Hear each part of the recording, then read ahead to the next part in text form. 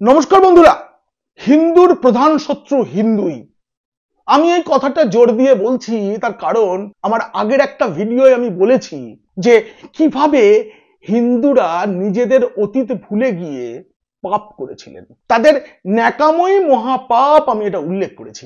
সেই প্রসঙ্গ টেনে আজ বলবো, উদ্বাস্তু হয়ে যারা বাংলাদেশ থেকে এই বাংলায় এসেছিলেন তারা কেন চুপ করেছিলেন তা আপনাদের বলবো আমি আজকে। শুনুন পিনাক কি বলছে। পূর্ব পাকিস্তান হবার পর এবং পরে বাংলাদেশ হবার পরেও যারা বাংলাদেশ থেকে ভিটে মাটি সবকিছু ছেড়ে বাংলায় চলে এলেন, এসে দেখলেন আমরা কোথায় এলাম, এখানে নতুন শত্রু, নতুন প্রতিপক্ষ তৈরি হয়ে গেল। তারা হিন্দু। যে হিন্দুরা ওপার বাংলা থেকে এপার বাংলায় এলেন, বাংলাদেশ থেকে ভারতে এলেন, তাদেরকে সহজে মেনে নেয়নি এপার বাংলার পুরনো বাসিন্দা, যাদেরকে আমরা ঘটি বা এদেশীয় বলি। চাকরি বাকরি অনেক দূর, তখন ব্যবসা করতে দেওয়া হয়নি। অনেক বাঙাল পাড়ায় পুরোহিত পাওয়া যেত না। আর যে বাঙাল শব্দটা বললাম, এই বাঙাল শব্দটা ছিল নির্যাতনের শব্দ।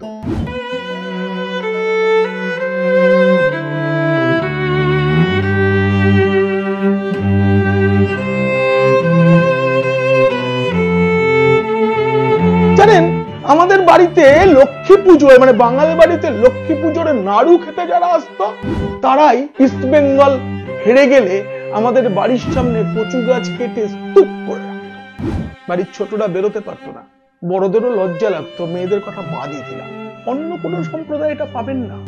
আমি বলছি না যে ঘটি আর বাঙালির মধ্যে একটা অশান্তির আবহ তৈরি হোক, আমি চাইছি না, কিন্তু আমি মনে করাতে চাইছি সেই সময়টার কথা।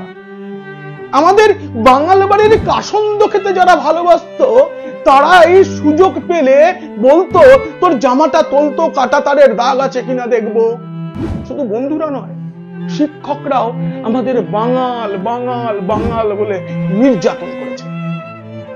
যারা নির্যাতন করেছে তারা হিন্দু, যারা নির্যাতিত হয়েছে তারাও। এই বাংলা, পশ্চিমবঙ্গ 3 জন বাঙাল মুখ্যমন্ত্রী পেয়েছে। প্রফুল্ল চন্দ্র ঘোষ, প্রফুল্ল কুমার সেন, ঢাকার জ্যোতি বসু। এই বাংলা সুনীল গঙ্গোপাধ্যায়ের মতো বাঙাল লেখক পেয়েছে, ঋত্বিক ঘটকের মতো বাঙাল পরিচালক পেয়েছে। এই বাংলা বরুণ সেনগুপ্তর মতো বাঙাল সাংবাদিক পেয়েছে, কিন্তু বাঙালকে অপমান করতে ছাড়েনি কখনো। আপনি দেখবেন বাংলা সিনেমায় চাকর বাকর চরিত্র মানেই বাঙাল। এটা আসলে ছোট করে দেখানো। তুমি তোমার ভিটে মাটি ছেড়ে এসেছো, তোমাকে সম্মান দেওয়া যাবে না যতই তুমি হিন্দু হও।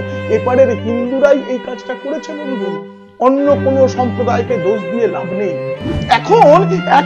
এখনো দেখবেন সিনেমায় চাকর বাকর বাঙাল চরিত্রই দেওয়া হয়, কিন্তু সেটা আরো খারাপ যে এখন যারা অভিনয় করেন তারা বাঙাল ভাষাটাও রপ্ত করতে পারেননি। প্রতিটি জেলায় জেলায় বাঙাল ভাষা আলাদা, তার একটা অদ্ভুত ভাষায় কথা বলে হাসির উদ্রেক করার চেষ্টা করেন, কিন্তু বিষয়টা আসলে করুণার। আবার বলছি বন্ধু, আমি ঘটি বাঙাল বিভেদ তৈরি করতে চাইছি না, খালি স্মরণ করিয়ে দিতে চাইছি। কারণ আমরা সিঁদুরে মেঘ দেখতে পাচ্ছি। বাংলাদেশের আজকের যা পরিস্থিতি, ঈশ্বর না করুন আরো হিন্দুকে হয়তো একদিন এপার বাংলায় চলে আসতে হতে পারে।